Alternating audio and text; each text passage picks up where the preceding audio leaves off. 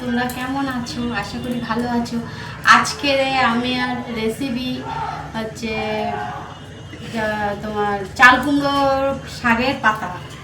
আমি এই রেসিপিতে প্রথম সর্ষে নিয়েছি, সর্ষে, কাঁচা লঙ্কা, পোস্ত বাটা, আদা, জিরে,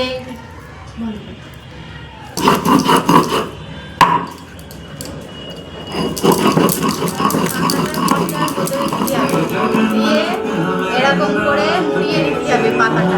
তোর পা দাগে যাচ্ছে, পাটা ঠিক কর না।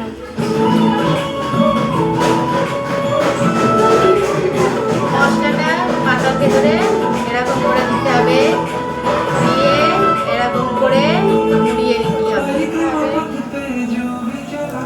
দাদা লিখে দেবেন হইতে।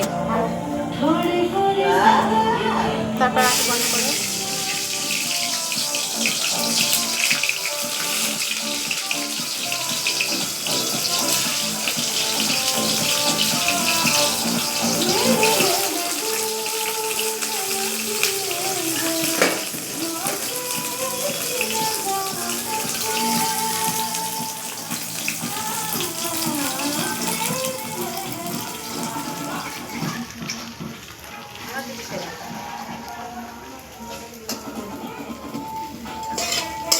লাল লাল করে ভাজা হয়ে গেছে।